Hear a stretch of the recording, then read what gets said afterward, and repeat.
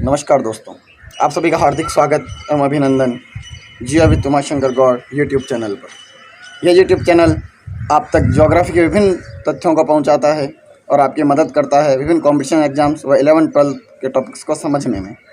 आज के इस वीडियो में हम बात करेंगे विश्व की जनसंख्या।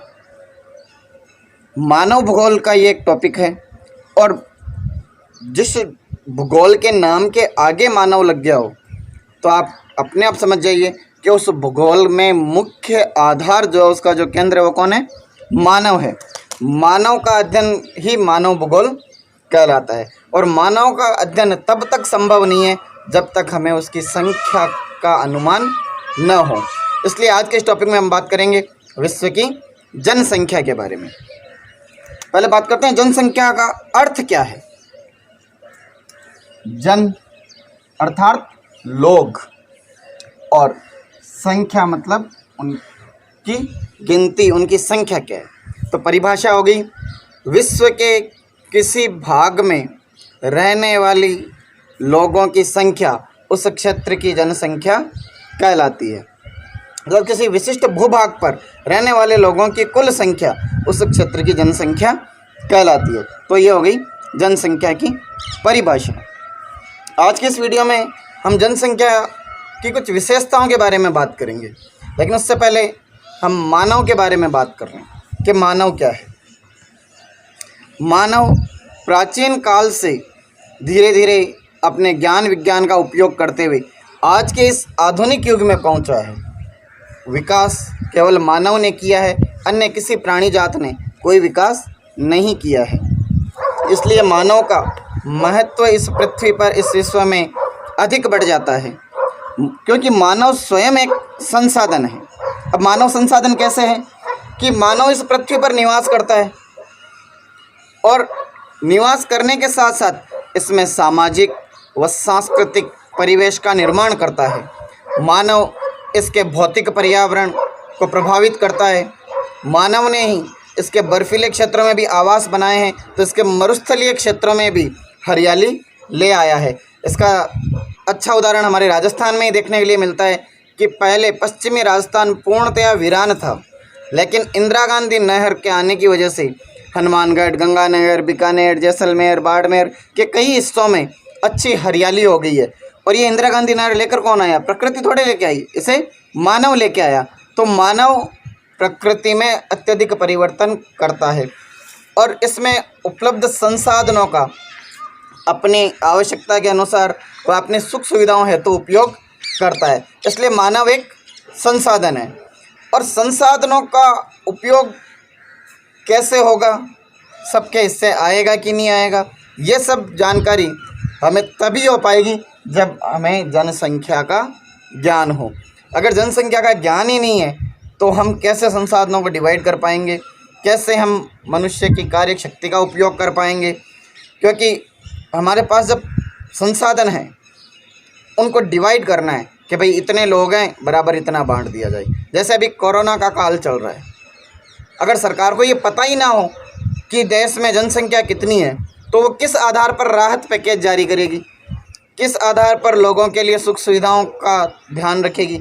इसलिए जनसंख्या का ज्ञात होना अत्यंत ही आवश्यक है। इसलिए जनसंख्या का अध्ययन भी अत्यधिक महत्वपूर्ण हो जाता है। अब बात करते हैं जनसंख्या के वितरण की। सबसे पहले बात किसकी करेंगे हम? वितरण की। वितरण का अर्थ होता है जनसंख्या का फैलाव। किसी क्षेत्र विशेष में जनसंख्या का फैलाव क्या कहलाता है? जनसंख्या वितरण कहलाता है। अब जनसंख्या वितरण कैसा है इस पृथ्वी पर? तो ये सर्वविदित है कि जनसंख्या का वितरण अत्यंत ही असमान है। 2013 के आंकड़ों के अनुसार 2013 के आंकड़ों के अनुसार विश्व की कुल जनसंख्या जो है वो 714 करोड़ हो गई है, लेकिन इसका जो वितरण है वो अत्यंत ही असमान है। आज के इस वीडियो में केवल हम जनसंख्या वितरण की विशेषताओं के बारे में बात करेंगे। आगे हम जनसंख्या वितरण को प्रभावित करने वाले कारक, जनसंख्या घनत्व, जनसंख्या वृद्धि आदि सभी तथ्यों के बारे में अलग अलग वीडियोज़ में बात करेंगे। आज हम बात करते हैं जनसंख्या वितरण की विशेषताएं क्या है पूरे विश्व में। तो ये बड़ी असमानता लिए हुए है। विश्व के एक बहुत बड़े भूभाग पर बहुत कम जनसंख्या और बहुत छोटे भूभाग पर बहुत अधिक जनसंख्या निवास करती है। तो आइए हम बात करते हैं विश्व की प्रमुख जनसंख्या विशेषताओं की। सबसे पहले कि विश्व की 714 करोड़ जनसंख्या जो है वो इसके 13.6 करोड़ वर्ग किलोमीटर भाग पर असमान रूप से वितरित है। अब उसके वितरण में जो विभिन्नताएं पाई जाती हैं वो आगे हम बात करते हैं। सबसे पहले बात करें तो विश्व की 80% जनसंख्या जो है वो केवल 20% भाग पर निवास करती है और शेष जो 20% बच गई वो बचे हुए 80% भाग पर निवास करती है। दूसरी विशेषता कि विश्व की 2/3 जनसंख्या इसके केवल 14% भाग पर निवास करती है।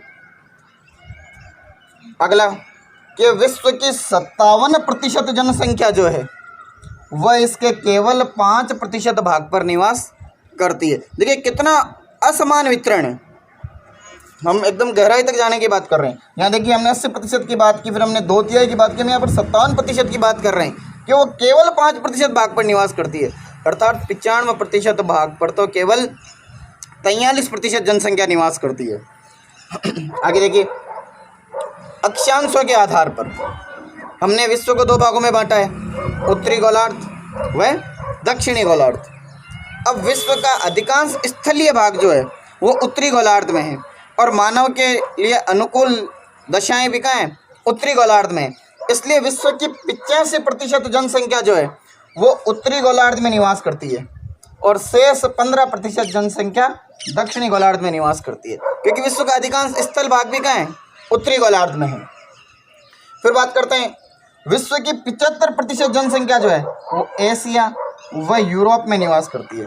इसका एक विशेष कारण है, हम जब सांस्कृतिक भूगोल का अध्ययन करते हैं तब हम बात करते हैं कि विश्व की अधिकांश सभ्यताएं जो हैं वो एशिया में विकसित हुई है या यूरोप के किनारों पर विकसित हुई है, एशिया की साइड में। इसलिए जहाँ पर पहले मानव विकसित हुआ वहाँ पर मानव की जनसंख्या भी क्या होगी, अधिक होगी। एशिया में जनसंख्या की सघनता का एक कारण और है कि एशिया का जो दक्षिण पूर्वी भाग है वहाँ की जो जलवायु है वो मानसूनी प्रकार की है और मानसूनी जलवायु कृषि के लिए अत्यंत ही उपयुक्त मानी गई है। इसलिए एशिया में जनसंख्या की सघनता पाई जाती है। अगली बात करें कि ऊपर हमने 75% को देखा, तो यहाँ केवल अकेले एशिया में 60% जनसंख्या निवास करती है। अर्थात यूरोप में तो केवल 15% है, 60% तो अकेले एशिया में बैठी है जनसंख्या। और उसके कारण मैंने आपको पीछे बताया कि मानसूनी जलवायु होना, प्राचीन सभ्यताओं का विकसित होना, विश्व की सर्वाधिक नदियों का एशिया में होना, इसलिए एशिया में सर्वाधिक जनसंख्या निवास करती है। और 75% जनसंख्या जो है वो महासागरों के किनारों पर निवास करती है। इसके पीछे भी एक बड़ा कारण है, क्योंकि महासागरीय किनारे जो हैं वो मानव को एक तो भोजन प्रदान करते हैं मछली के रूप में, दूसरा वो समतापीय जलवायु के केंद्र हैं, क्योंकि जल के नज़दीक जो है वहाँ न तो तापमान अधिक रहता है न तापमान कम रहता है, हमेशा तापमान जो है वो समतापीय बना रहता है। इसलिए विश्व की अधिकांश जनसंख्या जैसे 75% जनसंख्या महासागरों के किनारों पर निवास करती है। अगला 8वां बिंदु हम देखें तो सागर तल से ऊंचाई के साथ साथ मानव की जनसंख्या में कमी आती जाती है। इसलिए 8वीं विशेषता है कि विश्व की 80% जनसंख्या जो है वो सागर तल से केवल 500 मीटर की ऊंचाई तक पाई जाती है। उससे अधिक ऊंचाई पर मानव की जनसंख्या कम होती जाती है, उसका घनत्व कम होता जाता है। और अंतिम विशेषता की बात करें तो विश्व का सबसे छोटा महाद्वीप ऑस्ट्रेलिया महाद्वीप, जिसे अब ओसेनिया के नाम से जाना जाता है, वहाँ पर विश्व की केवल 0.5% जनसंख्या निवास करती है। अर्थात बहुत ही कम जनसंख्या ओसेनिया महाद्वीप में निवास करती है। आज हमने बात की विश्व की जनसंख्या कितनी है, उसके वितरण में क्या असमानताएं हैं। कल के वीडियो में हम बात करेंगे कि ये असमानताएं क्यों हैं, ऐसी असमानताएं क्यों देखने के लिए मिलती हैं, ऐसे कौन से कारक हैं जो जनसंख्या को अत्यधिक प्रभावित करते हैं, उन कारकों से प्रभावित होकर किस प्रकार जनसंख्या विभिन्न क्षेत्रों में निवास करती है, इन सब तथ्यों के बारे में हम अगले वीडियो में बात करेंगे। आपको ये वीडियो कैसा लगा, जनसंख्या के आंकड़े आपको कैसे लगे, हमें ज़रूर बताएं और अपना सहयोग बनाए रखें। जय हिंद, जय भारत।